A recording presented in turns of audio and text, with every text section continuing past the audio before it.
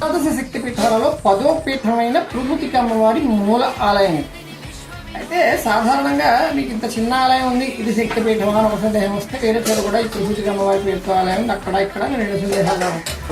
అయితే మన చరిత్ర శాసనాలు పరంపర అంటే నాకు మా నాన్నగారు చెప్పింది, వారికి మా తాతగారు చెప్పింది, వారికి మా ముత్తాతకి దాన్ని పరంపర అంటారు.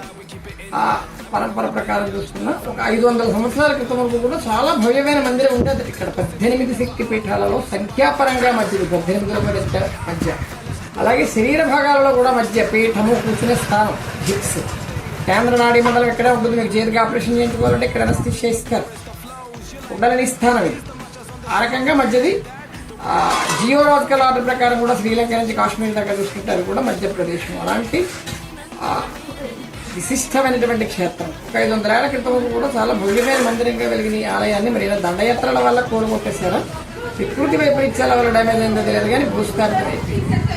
తర్వాత ఏం జరిగిందో చెప్పే ముందు అసలు అంతకంటే ముందు చెప్పండి, అంతే కదా. శక్తిపీఠాలు మన హిందూ ధర్మంలో కొన్ని వేల సంవత్సరాల క్రితం నాటి నుంచి ఉన్నటువంటివి.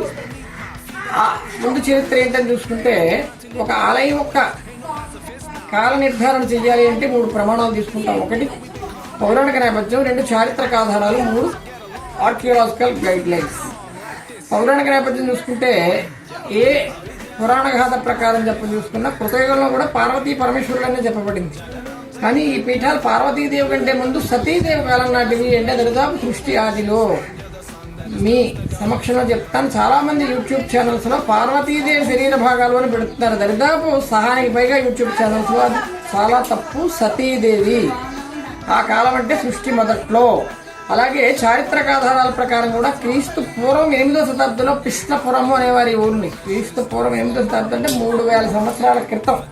పిష్టపురము అనడానికి కూడా పృష్ఠభాగం పడ్డ ప్రదేశం కాబట్టి పిష్టపురము అన్నారు, పీఠ భాగం కాబట్టి పీఠికాపురం అన్నారు. తర్వాత పీఠాపురంగా రూపాంతరం చెందింది. చారిత్రక ఆధారాల ప్రకారం కూడా ప్రాచీనమైంది. అలాగే ప్రాచీన విగ్రహం, ఆ పక్కన వెండి తొడుగు వేసినటువంటి విగ్రహమే ప్రధాన విగ్రహం. మీకు బాగా అరిగిపోయినందువల్ల వెండి తొడుగు వేశారు. చెక్క మీకు దరిదాపు 700 ఏళ్ల క్రితం.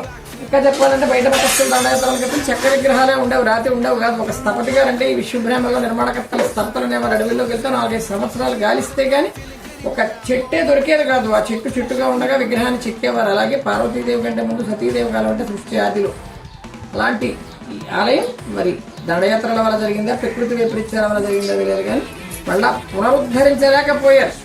ఒక 200 ఏళ్ల క్రితం భూమి నుంచి తీశారు. మరి రాజుగారి గారి కళ్ళలో కనిపించి ఆవిడ చెప్పిందా, లేకపోతే ఎవరో మహానుభావుడు సంజయ్ రూపంలో వచ్చి చెప్పారా?